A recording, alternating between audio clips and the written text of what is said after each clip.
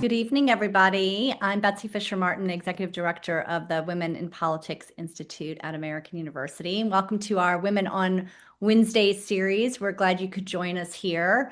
For those of you who may be new to one of our events, WPI is a nonprofit and nonpartisan institute in AU School of Public Affairs that aims to close the gender gap in political leadership.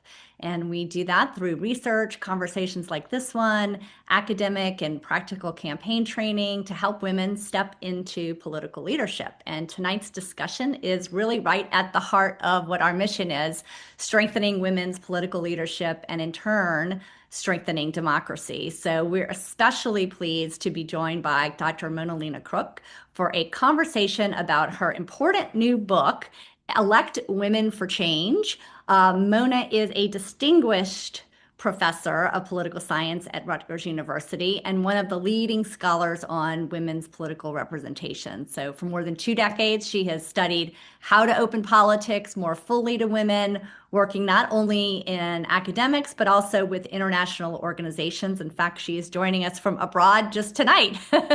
So we're thrilled that she could be with us. What I found really compelling about this book is that it does push us to think bigger. It moves the conversations beyond sort of the incremental progress and asks really the big important questions, right? What would it take to achieve real parity in politics?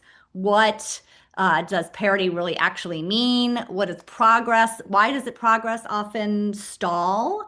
And I think most importantly, how does this change actually happen? So we are going to spend some time with those important questions. And speaking of questions, we want to take your questions too. So please feel free during our discussion to type your question into the question box at the bottom of your screen, and we'll save plenty of time to go through those as well. So with that, let's dive in. Mona, thanks for being here. Yeah, thanks so much for having me. So, your book, Elect Women for a Change, The Path to Gender Parity in Politics, um, it asks us to move sort of beyond that goal of simply electing more women and instead think about this notion of parity. What's the difference in that, and why do you think it matters? Yeah, so I actually decided to write this book as a reflection of all the work that I've been doing over the last like 25 years. Mhm. From like the beginning, I was really interested in strategies to promote women's political representation. So I was looking at the introduction of electoral gender quotas, either by political parties or through national legislation, through constitutional reform, to require that more women be either nominated as candidates or elected to political office. And for a long time, we were really just like focusing on the numbers. It was like just like get more women in Right. because in the mid 90s, it was like the world average was like 11%, right? So like one out of every 10 members of parliament were women. And in 1995, there was the big UN World Conference on Women that one of the goals that they sort of adopted in the Beijing Declaration was 30% women in decision making. So it was like all about trying to get more women in. People talked about this as a critical mass. So like you didn't need equal representation, you just needed more representation. But what's happened over the last 5 years is that the international debates have really moved forward. I mean, partly in relation with some international reforms to push for 50-50. And so I spent most of 2023 and part of 2024 working with UN CEDAW Committee, which is the Committee for the Convention on the Elimination of All Forms of Discrimination Against Women. It's one of the most signed UN treaties. I think there's only one, like protection of the rights of the child, that's more signed. And so they interpret the convention, and they developed an argument that um, to conform to their obligations under the convention, states should aim now for 50-50 representation. So that's really where we are in terms of 50-50 representation. But also in that discussion, the idea also came out that numbers weren't enough, that women shouldn't just have access, but they should also have power, right? They Right. should have same opportunities to exercise, influence and voice in political debates. And then sort of a third dimension is diversity, right? We don't want to just have all like the same kind of women, right? We want to make sure that the parity is really about all women. And so that's why intersectionality is a really crucial component of that idea of parity, at least in my view. For sure. And I think, that helps really define sort of the goal of what we're looking for. But, as you make it clear in the book, getting there is the hard part, right? So progress can be visible and it can still be kind of fragile, right? Or uneven or incomplete. So let's talk about, the things that are there, that why does progress really stall? And you write about that. And, we've at WPI, we have done research. Certainly, the Barbara Lee Family Foundation has done a lot of work on candidates and the hurdles that they face when they run for office.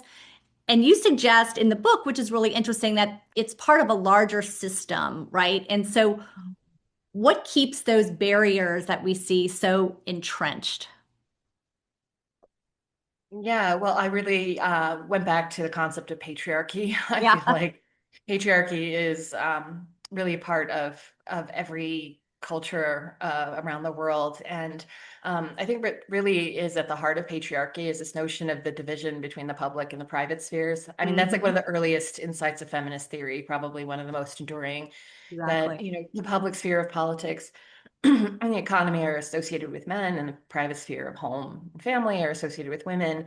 So when women want to participate in the public sphere, right, there's a perceived conflict, right, between where they should be, right, where their proper role is. And by public, you mean government, business, It just anything means sort of like anywhere outside. outside the home, Yeah, really. I exactly. mean, this was like the early debates about women's, right to work outside the home, to get Yeah. equal pay when they worked outside the home, ideas about which jobs are appropriate for women. So all these kinds of things about if women went outside of the home, what were appropriate kinds of measures, or places that they should be, right? And I think that that is something that still kind of lingers in people's public attitudes. It shapes stereotypes about women leaders, makes it hmm harder. You always have to justify, and a lot of times the justification is like, well, if you're married and you have children, it's like, well, what will happen to your kids if you run a campaign? Like, what will, Right. will you have time to be a good mother? Right? Those are kinds of things that are very practical. And then, even, debates about like campaign expenses. Can you use campaign expenses for childcare, right? And these are debates you didn't have to have when it was mainly men in those spaces, or women who weren't married or who were divorced, who had their kids had grown.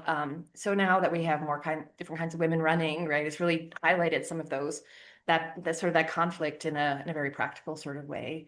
And I think one of the things that was really important to me was, academics have long thought about political recruitment as like the interaction of like supply and demand. It's about the supply of women coming forward and then the demand for those women candidates from people who are choosing them as candidates and those who are electing them.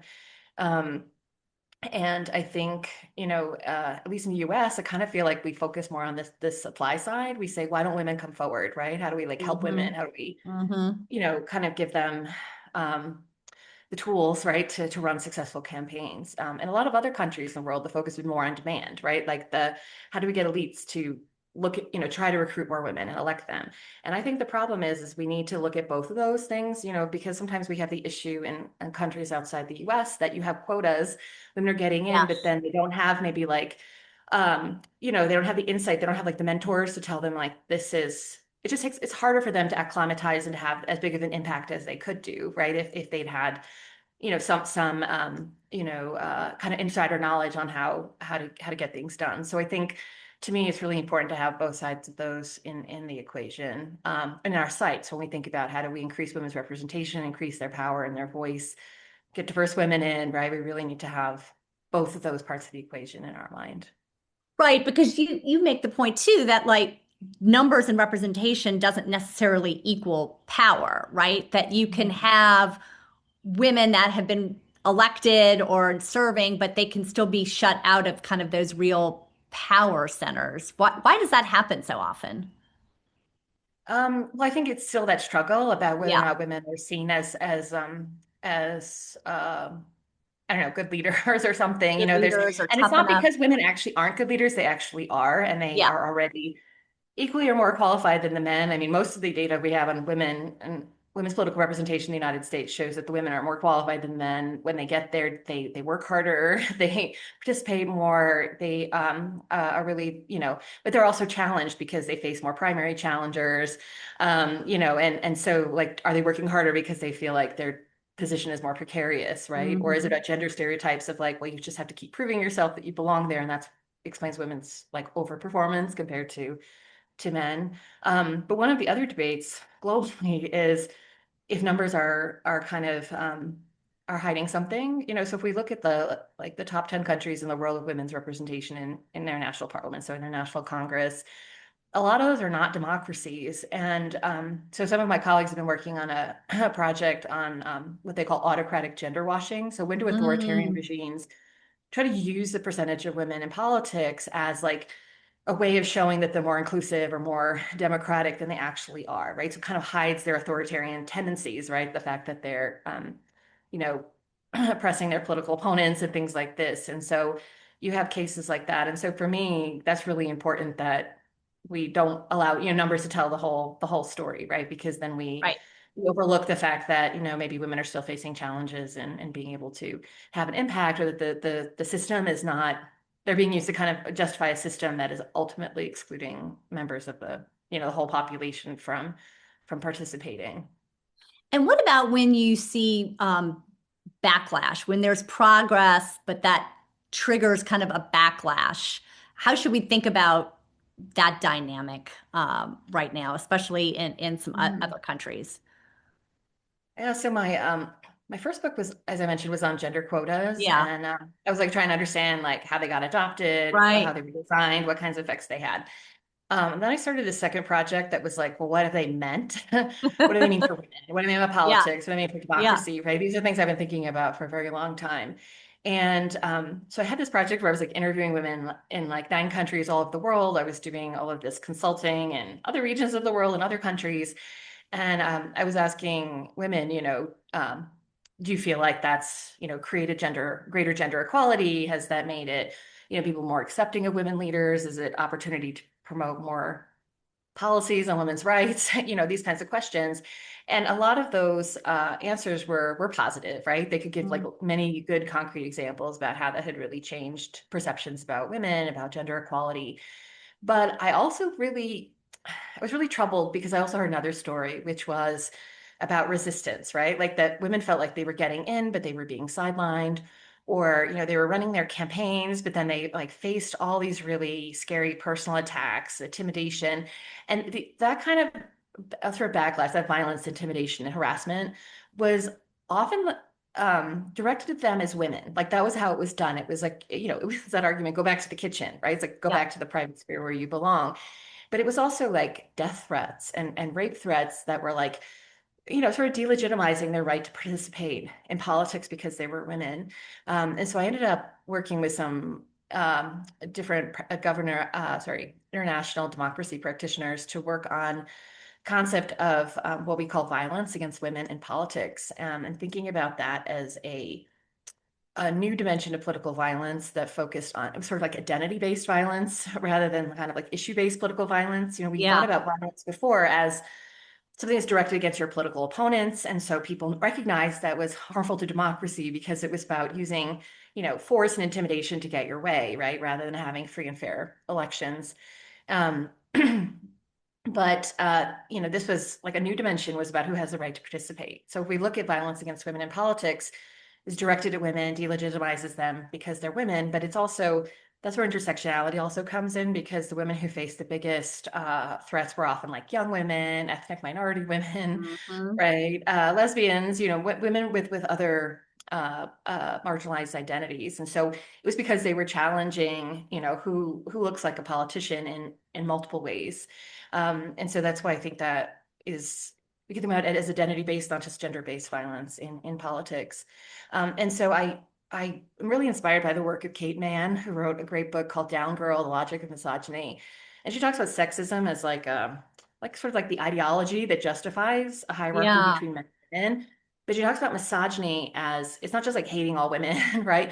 But it's actually about women who don't fall in line with their role, this what sexism is telling us is their proper role, right? So it's more of like this, heightened reaction that's really about trying to put women back in their place. And that's what I think violence against women in politics is really about. It's like trying to, as women are sort of challenging the hierarchies that they should not be in politics, and they are, and changing policies and all these things, they are facing a very harsh reaction, and it makes it really hard for them to have the impact, right? So they Right. feel like maybe they should leave, especially if people threaten their children. They're like, this is not really worth it. But other women, it's just they're spending so much time like dealing with all this abuse and hatred and attacks that they're actually not able to do all the work that they were elected to do, right? So that's harmful for their voters too, right? For society more broadly. And so I feel like this backlash is a really important part of the story that really just over the last decade, we're starting to see people start to talk about it more explicitly. I think it's Hmm. always been there, but it's been really Yes. heightened the fact that And it seems to be over a universal problem. it is, yeah, and that's because we've seen such huge changes over the last 30 years in women's representation. I mean, it's the world average is like tripled Yeah. almost. In some countries you have, 30, 40, 50 points higher representation than 30 years ago. I mean, the world has moved so fast in terms of increasing women's representation. And I think that's really heightened the backlash, right? That Right. there's been changes, but then people are uncomfortable with changes, right? Right. That's makes it very difficult. And I should highlight, it's not just men who are doing this, it's other women who are also reinforcing, sexism and gender hierarchy. So I think it's a broad issue about like a really big question about women's political participation, and is it legitimate? Is it right? And is it something we should be promoting or not? Hmm.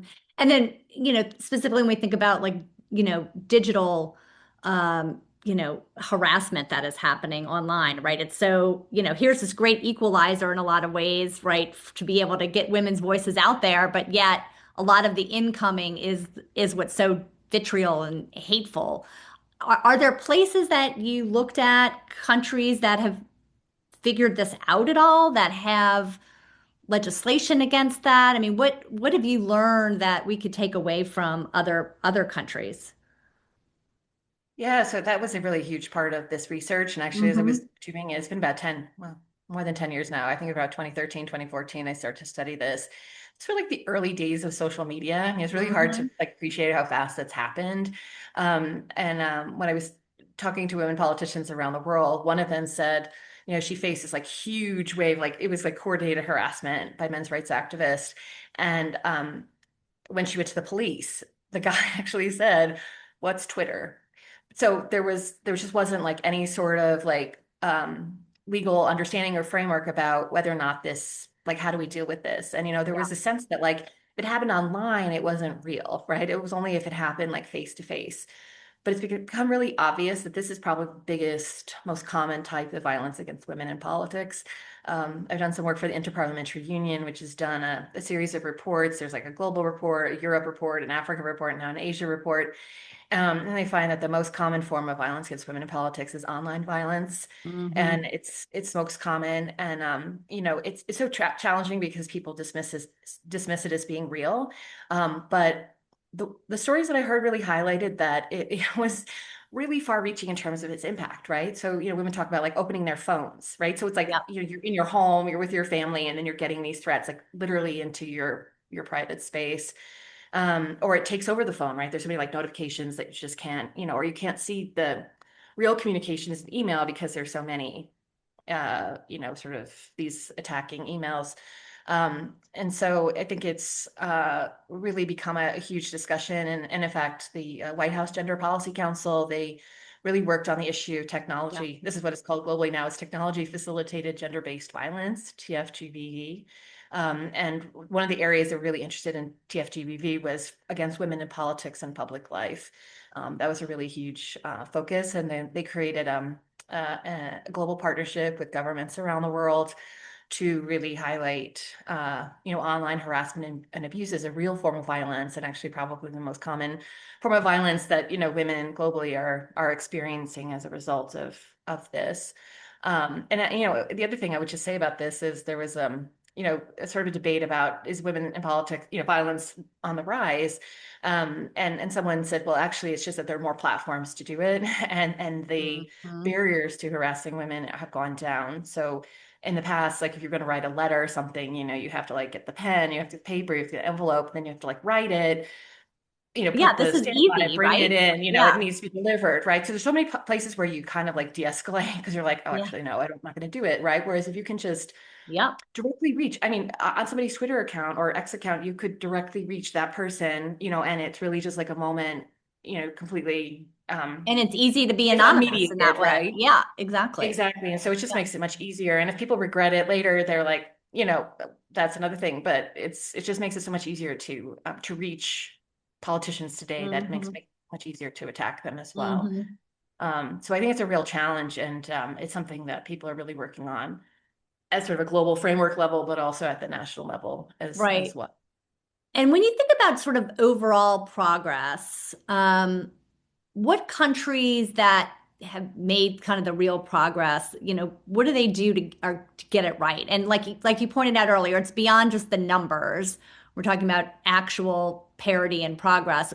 What are some other things that we can take away that other countries are doing right? And then I'm curious, I know you've spent so much research on the issue of quotas and, what their effectiveness actually is.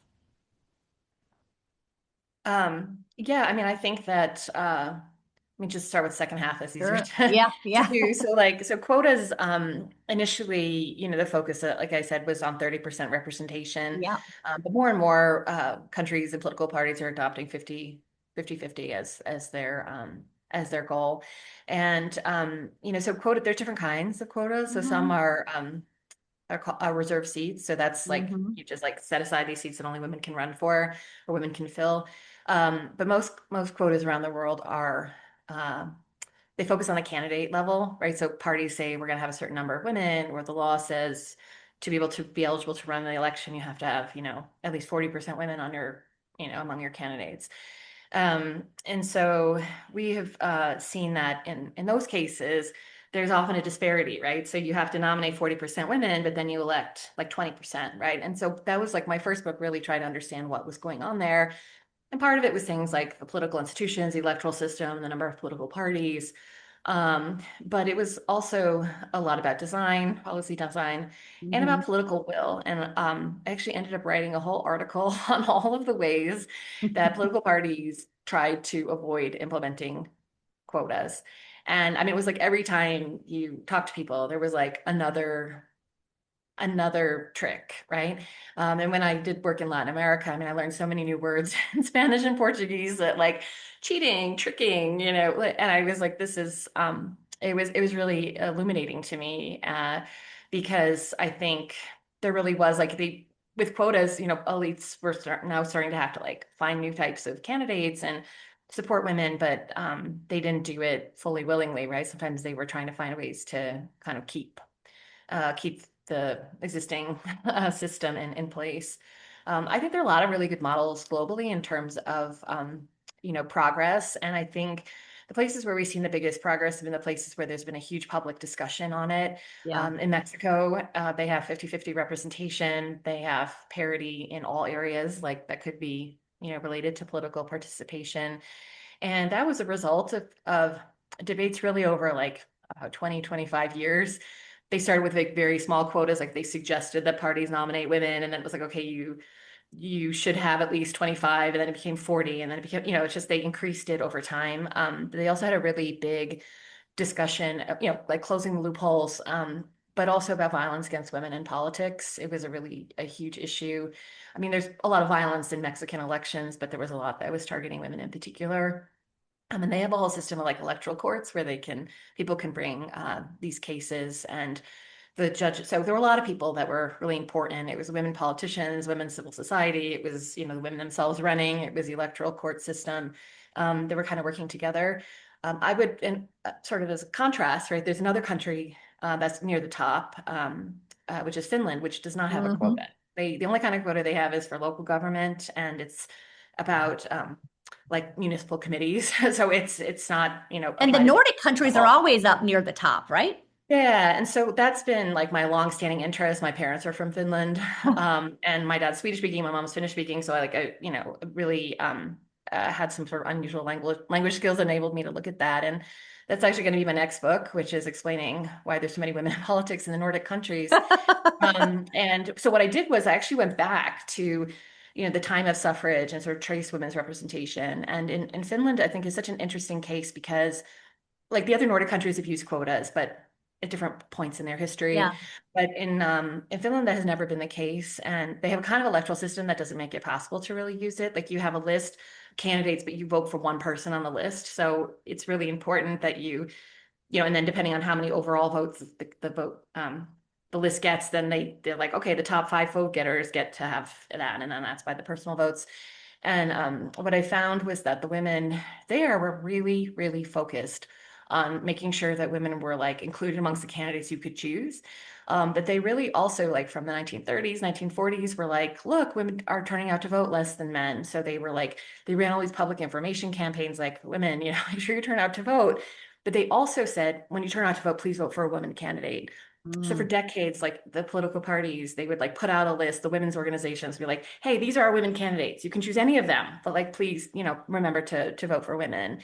And over time, that's really been really, really important. And women have always gotten more votes than the share of the list. And then the party's like, okay, women are vote getters. So then they would put more women on the list. And so I think it really became sort of the expectation that Yeah. equal representation was the way to go. And I happened to be in Finland during one of the elections, and I was like looking over campaign posters, and I was like, "Ow, it's like so even, I mean, some differences, left-wing parties were more 50-50, right-wing parties were more like, 35, 40% women. But it had really been deeply embedded, even in political parties that in other countries don't include women, like far-right parties, conservative parties. They were having, women were very prominently featured among their candidates. So I feel like quotas aren't the only way to go, but, Hmm. it's a lot more work when you don't have a quota mechanism, which is sort of forcing the Hmm. hand of Hmm. elites. So I think that's a great case. And that's a place where we've Yeah. had, many women prime ministers. We've had 50-50 or more than 50% women's representation in cabinets. Women have led many of the political parties. They've been Speaker of Parliament. They've managed to do all of that just because women have really kept that issue in the public eye. And back on quotas, I feel like when you mention quotas to people, sometimes they'll almost get defensive or get their back up on the wall about the issue, right? And what do you think, what do you wish people understood more about quotas? Like what's the misconceptions that are out there about them? Yeah, I mean, I think that there are a lot of misconceptions that, Yeah. and where I'm currently working now is, yeah, in a country that has very low levels of women's representation.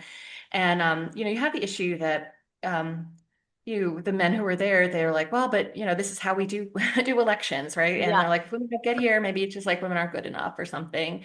And I think that one of the biggest debates I have seen in like all over the world, US included, is, well, we don't want quotas because that brings in unqualified people.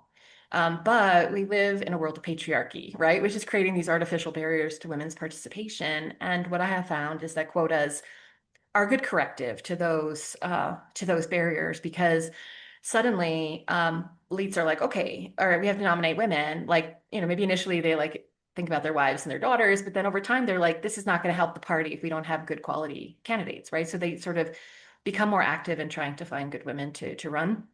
And also, I think sends a signal to women that actually it is like feasible to think about launching a political career because before it was like I would never have a chance and nobody like me is in power. But then there's a quota and you know that the parties are going to have to choose some women. So then it kind of overcomes their hesitance to put Hmm. themselves forward as candidates. Um, but what I find is that so I've studied this myself, but I also a lot of my colleagues have studied this. Like those women who come in through quota, it's like, well, how do their qualifications compare to the men, right? And how do they compare to the women who maybe didn't come in through quotas? And what we find every region of the world is that the women who come in, no matter how you organize it, like, is it in terms of like education? Is it prior political experience? Is it profession? The women are equally or more qualified than the Mm. men, right? Which really shows to me that quotas are about removing those artificial barriers to Hmm. women's participation, right? It's actually about creating more level playing field. Not all quotas are perfect, right? Because there's still ways in which they're being manipulated by people who don't want political change. But I think that has become really important. In the US case, I'm always asked, like, well, why Yeah. don't we have What, quotas in the what about the US, US? right? I Yeah. know that was probably going to be your next choice, next question. And in fact, what's so interesting is that the United States, those were the first parties in the world to adopt some kind of equal representation mechanisms. This is the 1920s. Both parties have had equal representation rules in terms of party committees. The parties have different rules about who can be the chair and the vice chair of their conventions. The Democratic Party has, as part of their national conventions as well, they want to have diversity in terms of people who participate. So representation has really been a part of American politics as well, but it's never gotten to the election space, right? And that has a lot to do with our electoral system and the fact that candidate just selection is so decentralized, Yeah. that it goes down to the primaries and voters are the ones who Right. are doing, or party members. What I think is really interesting is that the US case also shows that direct interventions really matter. I was looking at some data from the Center for American Women in Politics at Rutgers that collects all this data on women in American elections. And it is really interesting graph that I created based on their data. So if you look at 1985, the number of Democratic and Republican women in Congress were basically, it was the same number, roughly. 1985 is the year that Emily's List was created to raise money Hmm. specifically for pro-choice Democratic women candidates. And that model was like just try to, identify women who want to run, collect together all these small contributions, make investments early in their campaigns to kind of create the sense of viability of those campaigns, and that will lead other people to contribute to their campaigns. So over the last 40 years, Emily's List has like supported most women who've like, run for office. I mean, at all levels from, presidency to Congress, to state legislatures to, to mayors. And so when you look at the data now, like the number of women, Democratic women in Congress, like far outnumbers. So like the line Sure. for looking Yeah. women is like pretty Yeah. much straight across. I have this, there's an image of this in my book. It's like, it's like a little bit up and down, but it's kind of There was straight. a little bump right Whereas after 20 the 2020, right? Democrats are much Yeah. higher. And in fact, if you look, there was an analysis by my colleagues at Rutgers who showed that there are actually a lot of spaces where Democrats have reached gender parity, right? They have roughly Hmm. equal numbers of women and men in, their different delegations in Congress, state legislatures. We also have three states that have elected 50% or more women as state legislators. So I feel like, but all of that was only possible because it was like identified as an issue. There were like interventions made to try to support women who wanted to run. We know that like what affects the supply is women's motivations, but it's also about their resources. Right. So if you Right. take the resources aspect a And little bit out of the the money equation, factor was obviously really what was in the US holding women back. absolutely. Yeah. Absolutely. And, we've, the Center for American Women in Politics also just come out on a new Mhm. report on women, money, and politics. And Hmm. it shows that it's still harder for women sometimes to raise money or to ask for money. I mean, just to like, Hmm. it's already hard to be in politics and then you're going to ask for Hmm. money to be in politics. Hmm. It's a hard thing to do. And so it really helps if people are there, like trying to support you. And I think that other part of that is, of course, training, like you mentioned, you do at Hmm. the Women in Politics Institute. I attended last year training at Rutgers called Ready to Run, New Jersey. And I really sort of saw firsthand that it wasn't about telling women like, yo, here are the, to make them more qualified to run. I mean, there were like these fantastic women, young women all the way, up to women who are middle-aged or older who wanted to run for office. And it was really just like, demystifying like this is how you Yeah. like file your candidacy, like this is how you like work within your party to get their support, this is how you craft a campaign message, this is how you ask people for money, this is how you use social media. And those are all things that are not about like your your qualifications, but it's just like these really practical things that Right. like, oh, well, obviously you're gonna have to use social media as a candidate. So what's the best way to use that, to do that? Or how do I campaign, create my campaign message and tell my story in a way that's compelling to voters? So it wasn't about changing women, it was just kind of equipping them to be to Yeah. have those skills that men were kind of getting through the networks they had with other men, the Yeah. mentors that they had, and sort of the insider view. So it's kind of pulling back that veil. So I feel like in the US where we've done that really well, it's Yeah. because there's been all this work to try to, Right. to try to make give women the same chances that men have in politics.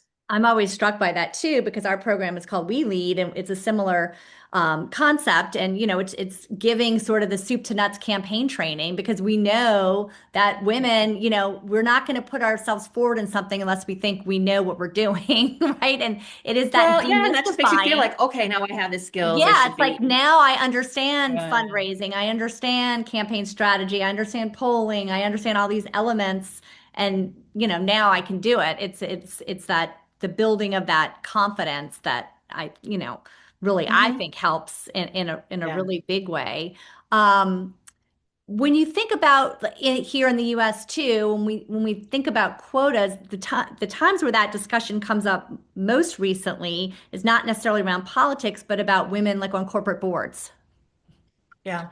And what are your thoughts on that? Because that's something that was underfoot in California, it didn't work, but like there's more and more discussion about getting women, more into the C-suite or more into onto corporate boards with that. Yeah, I think that's really interesting. Yeah, California is one of these Yeah. cases in the US where we've seen that Yeah. discussion.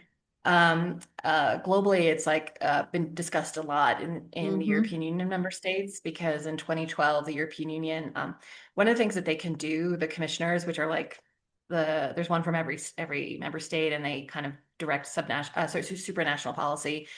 And they could do something called directive, which is like tell member states that they should pass a law on a certain topic, but they could choose how they want to do it. So it's like, telling them, but not exactly how they're going to do it. So they were discussing a directive on corporate quotas, so women on corporate boards. And it was an interesting discussion because some states like France, like they were already very willing to do this. And actually to do it, they had reformed for political quotas, they had reformed their constitution, changed their electoral law. And so to get corporate quotas, they had to reform their constitution because before it was about like political roles, and now it's like now they talk about positions of social, economic, and political responsibility, and so that they can include. Then they changed this law about corporate boards, and so it was I think really interesting because I think the debate on corporate boards in France was fascinating, which was Hmm. it really focused on the fact there were more women going to college, more women graduating from university than men, but like they were being systematically left out of economic decision making. And so it was kind of like this merit-based argument for quotas. But then there were other states where there was like, the business community was really against it. And so they mobilized against that. And so the directive never came out, but it led to this really interesting debate and the introduction of quotas on corporate boards in a number of those member states. And I think what really kind of came out of that discussion was that women really need to be at the table in like all areas of political life. So in France in 2014, they passed this law that everywhere that the state could regulate representation, they applied the 50-50 law they had in Mm. politics. So that included like chambers of commerce. This is Wow. like sports committees, like the Yeah. Olympic Committee, that sends it. They looked at every single kind of place. So like that included corporate boards, but that included, these other like social the unions, labor unions, I mean, all these kinds of places.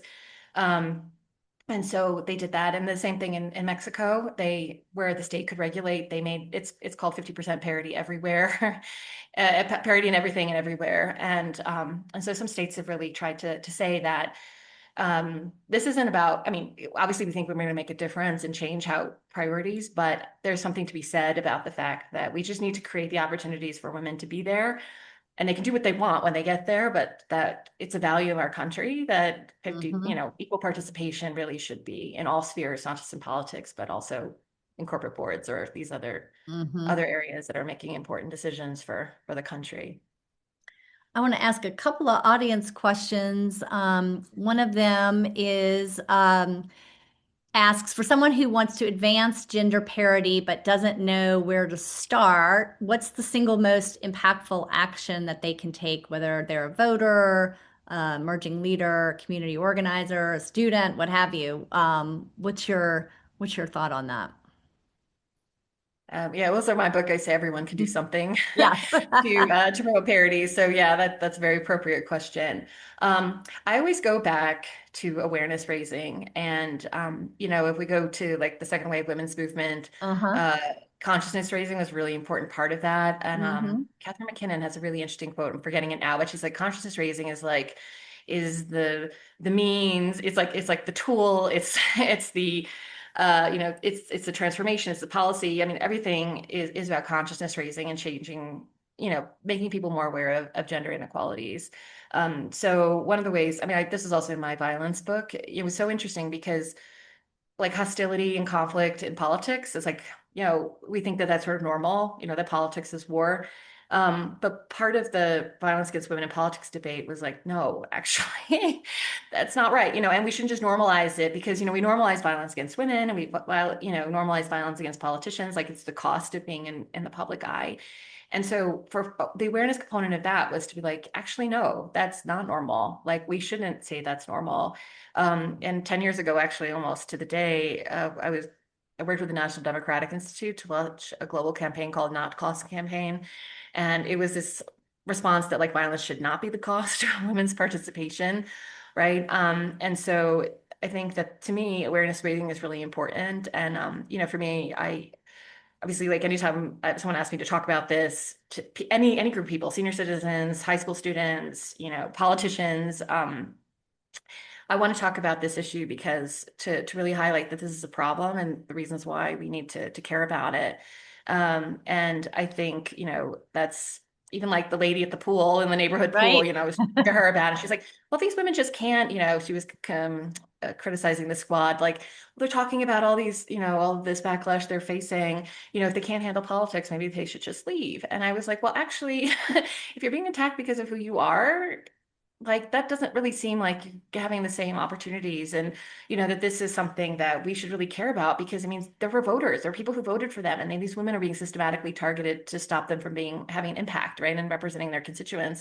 It's not about those individual women, it's about all of us, right, as voters, as citizens. And then she was like, oh yeah, okay. I can see, and I think that Yeah. like it's I just always making like to people say that maybe roll some TSA, eyes. the TSA line, if you see something, say something, right? That's exactly it. And I feel like that's such an important thing that, and that's like when I was talking about in Yeah. Mexico, it was because they were like talking about it like incessantly for years and years and years. And then suddenly like, okay, now we get to an end point where we really are, going to Yeah. institutionalize parity as something that is throughout our whole government system. What do you see in the US as kind of the greatest, I guess, opportunity right now? Is it among that we talked about recruiting candidates? Is it in the party reform, state legislatures, or campaign finance? Like, what's the greatest opportunity right now, in the US on that kind of path to more parity? In both parties, I would say, Yeah. because like you point out, the Democrats have done a much better job of this, but you can't reach complete parity unless both parties are there. I know, and I think that that's always the challenge, right? So Yeah. in some countries you have party quotas, so it's like maybe Yeah. left-wing parties have a quota, but the right-wing parties Hmm. don't. And I think a really good example for me is the UK. So the Labour Party, which left-wing party, has had a quota since the 1990s, and they have reached 50-50 in their delegation, the people they represent to their national parliament. But the right-wing parties really, those women realized they couldn't get a quota because it went against the party's ideology. Right. And so one of the things that they did was like they mobilized within the party that really tried to increase the role of merit in the candidate selection process because it used to be more about like your sort of connections. Yeah. Did you go to the right schools? Did you go to Right. the The elite British schools? pedigree. Exactly, exactly. And they said, let's make this like, let's just, put out a job description. This is what a member of parliament does, right? Because if it's Mm, mysterious, people know what it is, then they're not going to want to put themselves forward. right. But then they also were like, okay, how do we choose our candidates? So there's a little test they have to do on like the party stance on different issues. They have to give a speech on a certain issue based on, the party stance. They have to do all these things that were actually about like what it takes to be a good candidate and a good representative. And when they did that, they found that they got so many more women, more young people, more racial and ethnic minorities in their candidate pool, right? So it wasn't that they had to have a quota to get diversity. And I think for me, that's really important about in the U.S. case is that really trying to support those women who come forward, and this is the kind of work that you're doing that women at Rutgers are doing. And I think it's really, we're still stuck doing this more on the civil society Yeah. level, outside Yeah. of politics, we're doing it at the universities, we're doing it Emily's List. But I think that political parties, I think, it's really important, I think, when we talking about party platforms and inside the political parties to make sure that they are actually thinking about merit rather than just sort of choosing, lending support to behind the scenes to certain male candidates. Because my colleague Kara Sanbomatsu at Rutgers, she's written a lot about the role of political parties in American politics, that although it's primaries and citizens are voting for the candidates, it really matters what parties have done in terms of the support they have cultivated, right, for certain kinds of candidates. And historically, they've cultivated, they've talent spotted, they've recruited these men to run for office instead of women. So I think encouraging parties to take that more seriously is really the way forward. And on that sort of party side of the equation, that's been less of the focus. Yeah, and I mean, I think there are definitely organizations within the Republican Party, Women Winning for Women and other ones that are doing it, and it seems like there's been periods of time where they've been a little bit more forward facing, maybe less, but like there is obviously some sort of pushback within the party as well, right? Yeah, I mean, I think this is generally happening. I've been doing some interviews the last few months with people who used to work with the US government on gender equality policy, who lost their jobs because of Mhm. two executive orders, or three executive orders issued by the Trump administration in the first days um, of the second Trump presidency. I think this is where we're living in a moment of backlash. I mean, Yeah, serious backlash yeah. against gender equality. And currently, right now in the UN is the 2 weeks of the annual Commission on the Status of Women meetings. The US government was very much about trying to um, change out the word gender for the word women, right? So then that becomes Hmm. much less inclusive, but then that tends to associate inequalities on the basis of biology rather than on social norms, which we know are really what drive, those inequalities between women and men. So we're living in a time where it's very difficult to be able to promote diversity in the U.S. context. But I think that the answer to that is not just to give way to this current situation, but to really kind of push back and say, how is that actually harming our country, right? We're actually reducing the merit amongst our elected and appointed officials if we're not kind of taking a bigger view to including a lot of different voices. And so there are people really working on the ground to kind of keep diversity in people's mind and to really kind of remind us that that's so important, right? Our country doesn't work if we have we're electing our leaders from an extremely small part of the population, the older white men with college degree, you know, who are from, billionaire backgrounds. Yeah. That doesn't lead to very good public policy. Exactly. We have a question from Jen, and she is saying, you talked a lot about quote supply and demand, and how in the U.S. we focus heavily on supply, and you described in Nordic countries the way different actors encourage people to consider women candidates. And her Mhm. question is, when you think about the supply and demand model that you've studied in the U.S., where do you see voters fitting, and who and how should be working on them? Yeah, so it's so interesting, right? So one of the things I hear is I do a lot of work with governments and Hmm. political parties around the world on trying to get them to take steps to nominate and elect more women. And one of the big pushbacks I've heard in many cases is, well, voters don't want to vote for women, right? They want men. And they kind of it's like the self-fulfilling prophecy, right? Because then they Yeah, don't nominate women, men continue to be elected, and they're like, look, voters prefer men.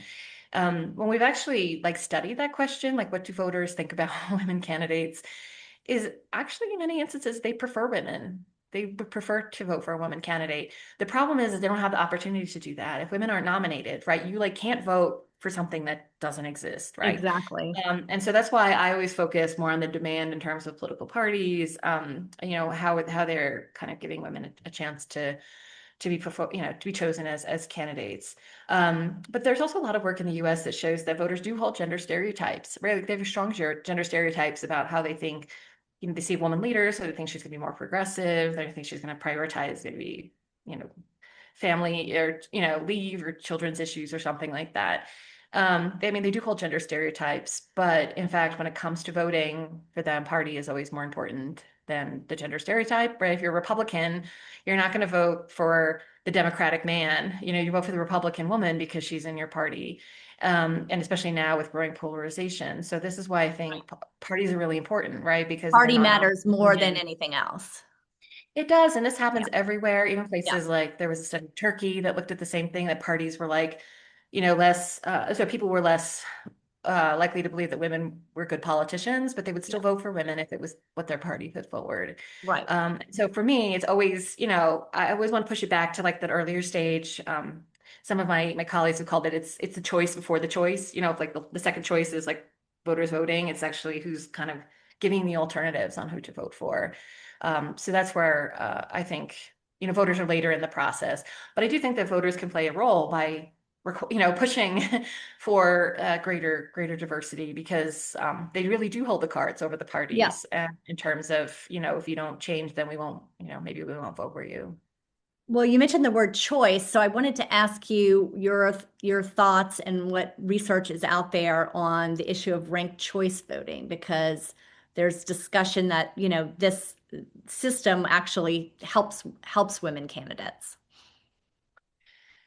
Yeah, well, I think one of the issues with the American electoral system is something called first past the Yeah. post, which is like you choose one person in every like district, right? So that creates a really big challenge when you want to promote diversity, because it's like this idea of like zero sum game. It's like if there's a man there, in order to have a Right. woman, you're gonna have to have a kick men out to let women in. Same thing with race and age and other things. So globally, the electoral system that's much sort of seen as more conducive to women's representation is proportional representation, where you have lists. So maybe the district is bigger, you have to elect 10 people. And then when you put out a list, you're like, okay, I'm not going to just put out like a list of 10 people who are exactly the same, because like older white guys, right?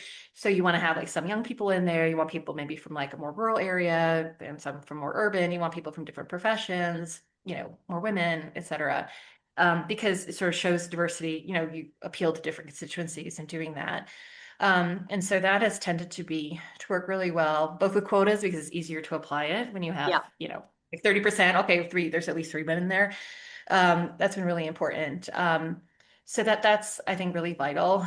There are different other electoral systems out there where you have first choice and you have second choice, and places like Ireland, that's been really important for electing women, because you have like the first round, when like if nobody gets 50%, then you have like a second round, and then you have to go to like people's second choices, etc. And I think there's an argument for me that that's actually a really, really good system, because you allow people to have like their first choice, right? But then you also get them to say something about who they think would be a good second option, and that combined information means you're going to get uh, a better outcome, right? There's more Hmm. people who felt like this person was a good candidate, right? You don't want to have like they win with like 35% of the vote. So it's actually two-thirds of the voters were against them. But if it turns out they were people's second choice, and then together it's like, 70% or something, then that's actually a much better option.